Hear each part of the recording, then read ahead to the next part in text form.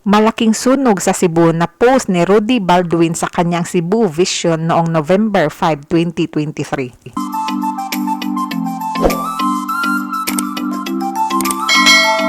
Welcome to QD's channel, and for today's video, ngayong araw ng Martes, December 12, 2023 ay may malaking sunog na naganap, particular na sa lugar ng Santa Maria, Pusok, Lapu-Lapu, Cebu. Ang sunog na naganap sa Santa Maria, Pusok, Lapu-Lapu, isa itong malaking urban area. Katapat lang nito ang Marcelo Fernan Bridge o ang Sikan Mactan Bridge ng Cebu. Binalikan ng mga netizen ang post ng psychic reader na si Rudy Baldwin at isa ito sa kanyang mga prediction o ang Cebu Vision na naipost niya noong November 5, 2023 sa kanyang Facebook account, at ito ang kanyang naipost November 5, 2023, Cebu Vision. Isang malaking sunog na naman nakita ko mangyari pa lamang sa Cebu. Sobrang laki ito at maraming bahay ang natupok ng apoy at isang planta ang nakita ko din na matupok ng apoy. Maging maingat lamang dahil Cebu tumataas ang bilang ng krimen sa lugar nyo, lalo na sa taong 2024. Maging maingat dahil halos nagsunod-sunod, kaya huwag basta magtiwala kahit kanino, lalo na sa mga kababaihan na mahilig sumali sa mga pageant dahil halos mga katulad nila ang pinupintarya na halayin.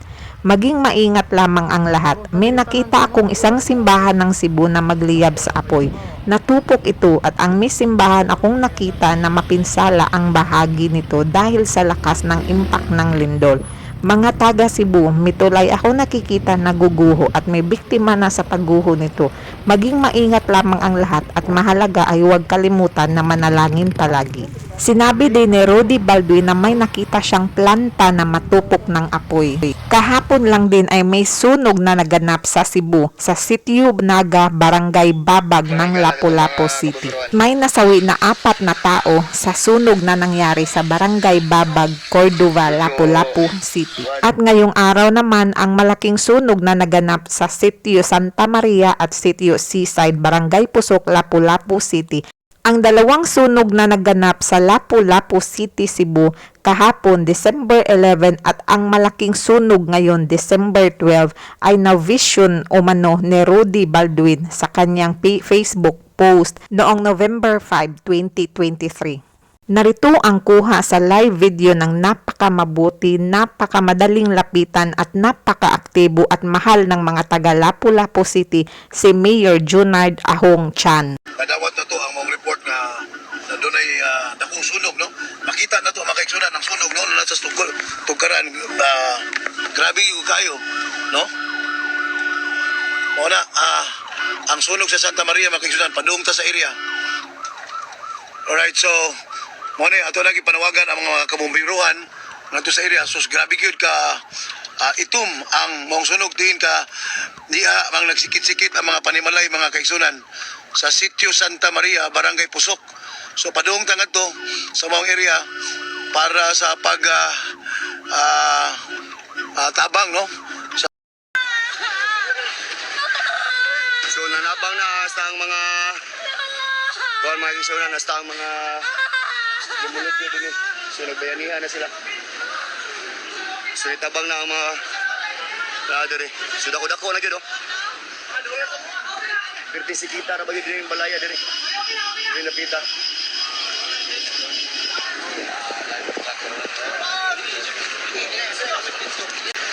So na nato mga farmen. Pero diri lang tayo napita kaya di kita kasulod dito. Perti juga kayong inita. So muna yung makita. Perti na yung nakuha sa sunog diri.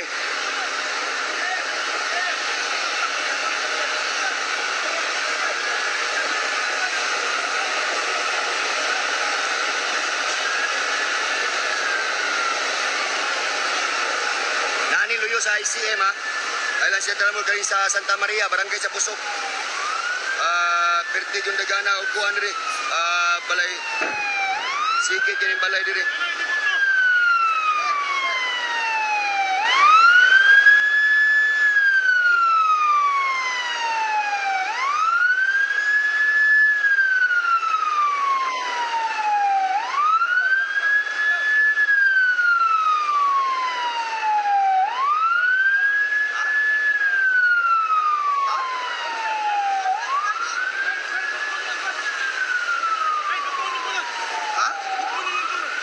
Kuponi.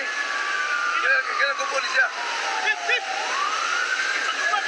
Kuba na, kuba! Kuba na, kural! Kural!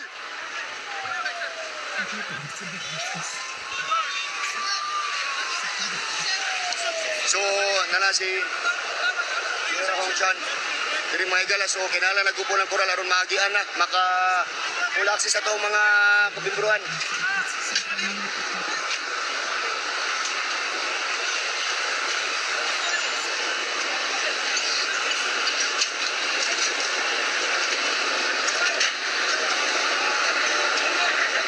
Grabe kainit na sa distansya na may gamay na kainit na mo dari. Hindi na mo kainit.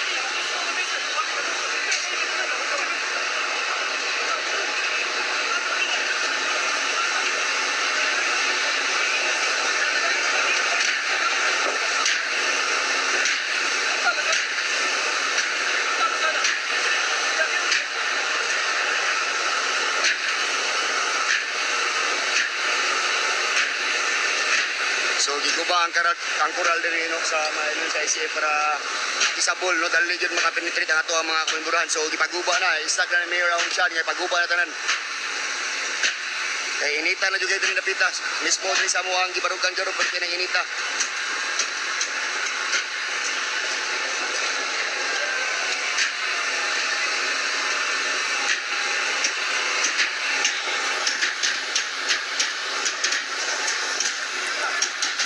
So nag-instruct na guba na.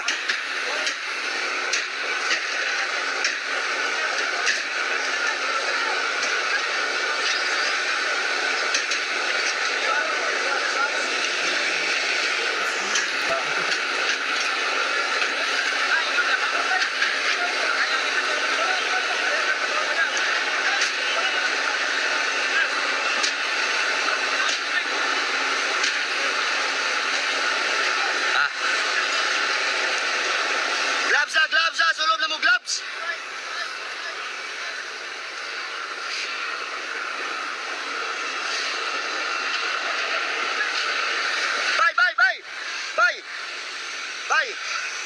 Bye! Jacket ni Mayor, pasulog na daan! Ipasulog! Asa day? Mas balay? To! Nagkanaan diarar! Pagmamong jacket diarar! Diarar nga mga fireman!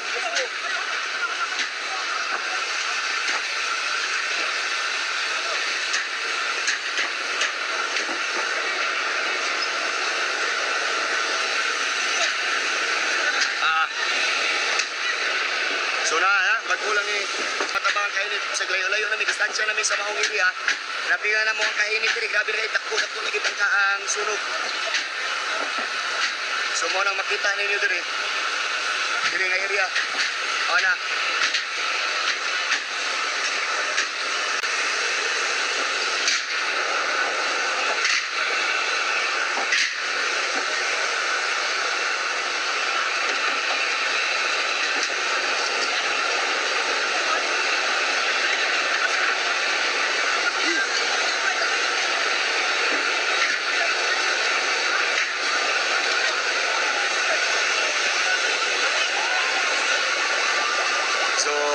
Daghan dyan, no? Daghan ng mga nag-abang diri, mga taga-Mipsa, na ganito mga giyan ito ganina, pero tinang hilaka, no?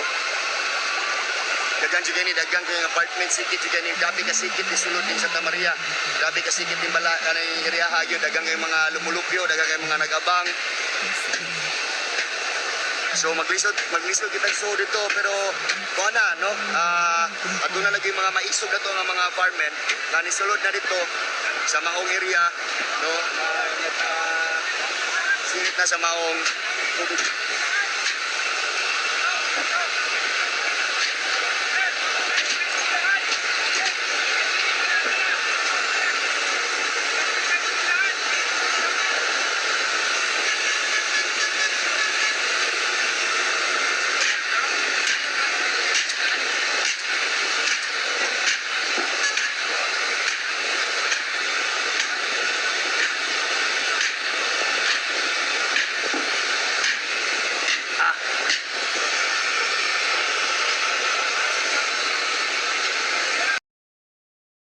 Pumasok si Mayor Ahong Chan sa Island Central Mall kung saan nasa likod lang nito ang mga kabahayan na nasusunog para makita niya doon sa rooftop kung gaano kalaki ang pinsala ng sunog.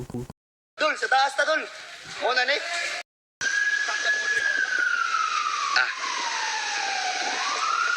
Ay, sa.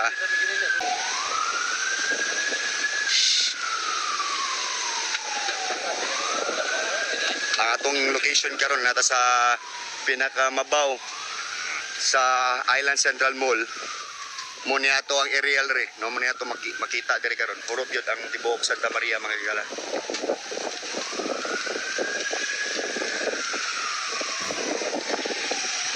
Ayan.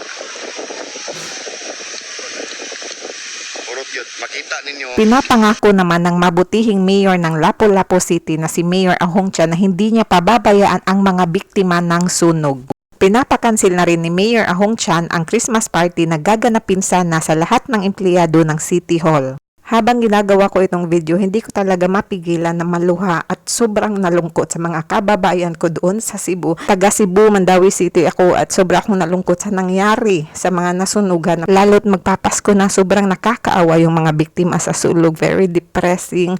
Hindi ko alam kung ano yung words na gusto kong sabihin, guys. And sobrang lungkot talaga. Kahit taga Mandawi City, ako sobrang bilib talaga kami sa mayor ng Lapu-Lapu City na si Mayor Ahong Chan.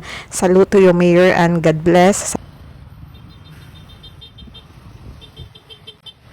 Nakuha sunog ka bird. Mukatay bagid na.